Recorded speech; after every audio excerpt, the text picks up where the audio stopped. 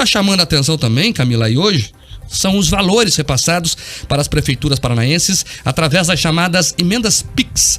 Camila, o que é isso? O que é? É um PIX mesmo? Só para a gente entender o porquê que ganhou esse nome, o que está acontecendo? Tá ventando por aqui, você falou que tá quente, o clima tá quente, mas também tá um pouquinho frio por conta desse vento aqui, literalmente, né? Não só aí nessa questão da política, porque realmente agora a gente começa a colocar essas peças, né, no local aí no xadrez. Deixa eu só comentar isso que você falou anteriormente. A gente teve, inclusive, aqui no Distrito Federal, uma mudança bem repentina, assim, em cima da hora. Primeiro, a Damares ia sair como candidata ao Senado, apoiada pelo atual governador, que vai ser candidato aqui novamente à reeleição, e logo depois, por conta dessa mudança em relação ao Arruda, que era o antigo governador daqui, esse palanque no Distrito Federal alterou, e é isso que está sendo definido hoje com o Ratinho Júnior aqui em Brasília, né? Os palanques estaduais é o que importa agora. Então, antes até mesmo de anunciar quem serão os vices em cada uma das chapas, o Ciro a gente já sabia desde sempre, a gente sabe que ele vai ser candidato e vai oficializar essa campanha, mas antes mesmo de definir os vices, está todo mundo preocupado em definir esses palanques desses candidatos que a gente já sabe antes mesmo da convenção, que vão oficializar as suas campanhas, né? Agora, explicando o que é essa emenda,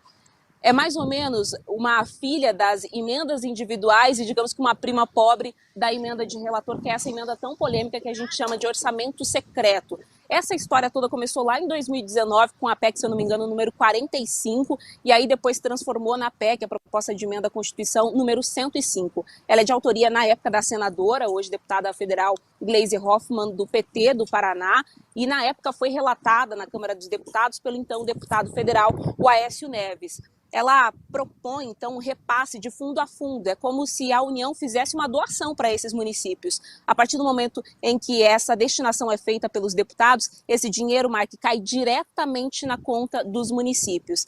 E aí, a questão, o que acaba sendo questionado é a transparência desse processo. A Gleisi Hoffmann, com quem eu conversei, eu tive acesso ao que disse a nota dela por meio da equipe, diz que essa é uma forma de agilizar esse processo, isso porque, além da burocracia, né, o tempo que demora para que essa liberação seja feita da forma convencional desses recursos via emenda, naquele modelo que a gente já conhece, também tem uma questão da intermediação que é feita pela Caixa Econômica Federal, que acaba ficando com uma parcela, e uma parcela significativa desse dinheiro, de 7,5% a 10%. Então, eles driblam tudo isso, só que a fiscalização fica um pouco mais comprometida, porque não é preciso um projeto, não é preciso dizer exatamente como é que esse dinheiro vai ser aplicado. Tem algumas regrinhas que 70% tem que ir para investimentos, não pode ser gasto, por exemplo, com salários e nem com dívidas desses municípios, mas eles podem aplicar, em especial, os 30% dentro desse total, da forma como bem entenderem. Então, essa fiscalização ela fica comprometida e, por isso, acaba sendo bastante polêmico.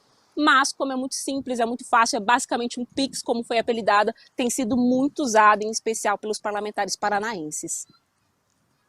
Aliás, o único que não usou, ou um dos poucos que não usou a emenda PIX foi o Gustavo Frutti, né, Camila?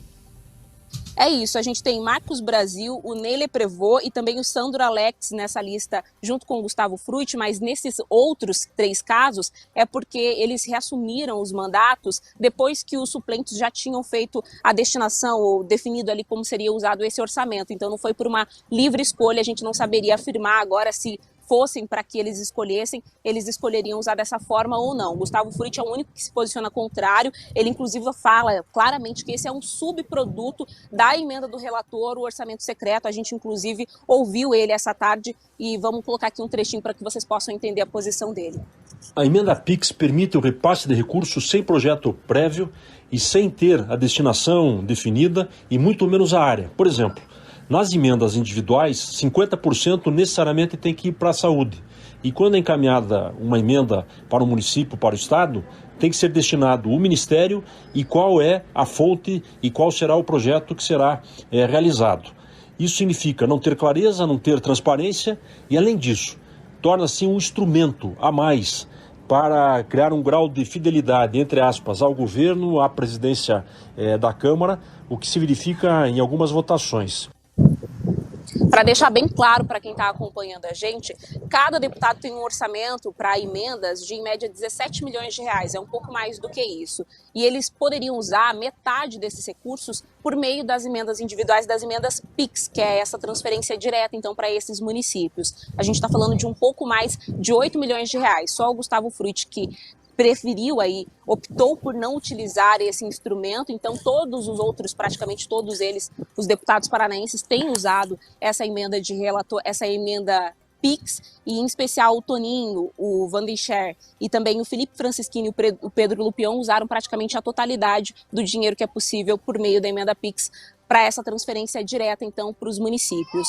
No Senado, a nossa bancada toda é de senadores do Podemos, apenas Álvaro Dias usou essa emenda, ele destinou aí para 24 municípios, 26 prefeituras, aliás, mais de 5 milhões de reais, e aí, fazendo contraponto para o que disse o Frutti, e também esse o ponto de vista de vários dos deputados que a gente ouviu por meio de nota, eles dizem que é sim possível fazer essa fiscalização, porque apesar desse dinheiro ser livre, em tese é de fato uma doação, você destina para que os municípios usem como eles bem entenderem, os ofícios em que os deputados e também os senadores trocam com essas prefeituras já deixam claro ali para qual é a finalidade. Então, se a prefeitura pede esse dinheiro para construir o telhado de uma escola, nesse ofício já fica ali bem descrito que é para essa finalidade que esse dinheiro deve ser aplicado dessa forma. E contrariando as críticas de quem diz que isso dificulta a fiscalização e não é transparente, os políticos que usam dessa ferramenta, eles dizem que, inclusive a Gleisi Hoffmann, que isso pode ser fiscalizado por meio de todos os órgãos de fiscalização que a gente já tem. Apesar do TCU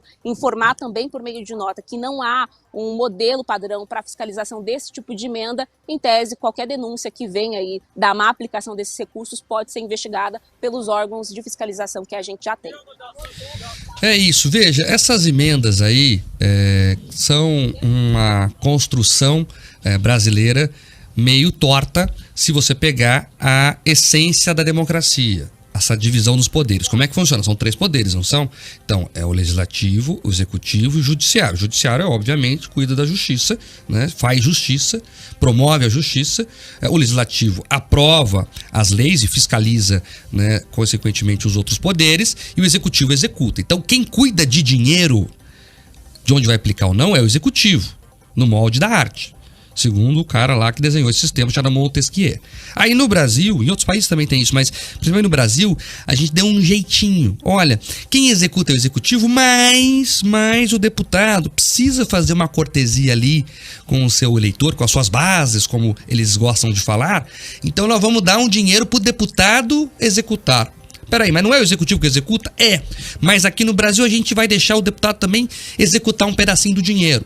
Porque pela regra é o seguinte, o Congresso aprova a linha geral através da lei de diretrizes orçamentárias, define onde o dinheiro vai ser gasto, e é isso, quem executa é o executivo. Aqui no Brasil a gente mistura todas as coisas e dá essa confusão. Essa ideia da emenda PIX, que vem do PT, né, foi inclusive assinada a ideia prioritária, primordial, né, o início de tudo pela Gleisi Hoffmann, e que agora é uma coisa difícil de fiscalizar, né? A gente não sabe direito como é que esse dinheiro é aplicado. E mais, Escola, eu fico pé da vida quando o deputado fala por aí, porque eu destinei, e é mentira, é dinheiro nosso, é dinheiro do povo, não vai fazer favor nenhum para ninguém. Não é uma boa ação do deputado, porque ele é muito bonzinho e mandou aquele dinheiro do bolso dele. Não, é dinheiro do povo. É dinheiro do povo. E, infelizmente, muitos deles não veem dessa forma. É dinheiro do povo que a gente não sabe se volta pro povo, né? Porque essas emendas PIX aí, como disse Gustavo Frutti, vou ter que concordar com ele, que falta totalmente transparência. A gente não consegue, de certa maneira, entender para onde e como esse dinheiro vai ser usado. A gente sabe para que cidade, para que município ele foi destinado. Mas aí se perde no meio das contas ali, ó, e a gente não sabe como e quando voltará pro bolso de quem pagou essa conta milionária. Você sabe que nos Estados Unidos, por exemplo, essas emendas existiam, deixaram de ser usadas porque eram associadas à corrupção, lá na realidade americana. E agora, aos pouquinhos, elas estão sendo usadas de novo, mas depois de uma reforma na legislação, com regras rígidas e que não deixam que os parlamentares usem isso como moeda de troca. Então é importante isso. Aqui no Brasil é essa festa aí, e as RP9, as chamadas emendas de relator, que daí chamam de orçamento secreto, enfim, é essa confusão que a gente não entende direito como é que gastam o nosso dinheiro. Essa é a minha principal preocupação. A gente falou aqui, a Camila foi muito feliz na construção do texto dela ali para explicar o detalhe. Mas a gente olha assim, escolhe e fala, mas é uma confusão isso aí. Não é a impressão que você tem? É uma confusão, né? É porque Tem trocentos nomes, né? É emenda de relator, emenda PIX, é não sei o que lá do fundão, é não sei o que outra PEC, não sei que outro dinheiro que sai. A gente só vê dinheiro brotando, mas a gente não vê dinheiro trazido de volta em serviços, em coisas concretas para a população. Porque é muito fácil a gente dar o dinheiro em troca de apoio, mas que apoio é esse? É apoio eleitoral? É apoio para fazer aquela região se desenvolver? Eu estava fuçando no portal da Transparência depois que esses valores foram divulgados. Por exemplo, a minha cidade, eu não vi nada para minha cidade lá no interior do Paraná. O pessoal de Maringá ali, região de Marumbi, eu sou dali, eu não vi nenhuma emenda PIX. Oi, Camila. Não, inclusive, isso é interessante, né? Porque, só para a gente resumir, basicamente é uma terceirização da responsabilidade do governo federal, como o Mark bem disse, porque é ele que deveria decidir para onde que esses recursos públicos vão e como eles devem ser aplicados. E a gente tem 2 níveis de barganha, né? O primeiro deles acontece aqui ainda entre o Poder Executivo e o Legislativo, dentro do próprio Congresso, quando a gente fala, por exemplo, de emenda do relator, porque esse dinheiro acaba sendo usado como barganha, como troca, uma moeda de troca aqui nas negociações, e também nos municípios, porque esses deputados, como o Mark falou, acabam se valendo disso para conseguir formar essa base eleitoral, para conseguir esses votos. Então é importante que a gente tenha essa consciência, em especial nesse momento eleitoral. E falando especificamente disso que você falou, Escola, a gente tem um modelo, um exemplo aqui no Paraná, que é o Rossoni, que ele destinou a maior parte dos recursos que ele tinha de emendas PIX justamente para o município, que é comandado pelo filho dele. Então isso também é problemático, para onde que vão para esse dinheiro e os critérios que são usados para isso. Tá certo, Camila, obrigado, viu, pela sua participação. Um abraço para você aí em Brasília, nesse solão, dia lindo aí em Brasília, na capital federal. Até amanhã. É isso, agora eu fico imaginando, a Camila trouxe esse exemplo que é muito bom, né? Será que não é muita coincidência o deputado federal destinar praticamente todas as emendas a que tem direito para o filho no interior aqui do Paraná? Não chama atenção isso? De verdade mesmo? Ministério Público, enfim, não valia colocar uma lupa nisso? Porque eticamente é questionável, né? Mas a gente trata como normal, Escola. Não é normal. Não é justo com os paranaenses. Só porque o prefeito lá de Bituruna é filho do deputado, só Bituruna merece receber esses recursos? Curitiba também tem demandas. Marumbi, Piraí do Sul, Londrina, Maringá, Cascavel, Ponta Grossa.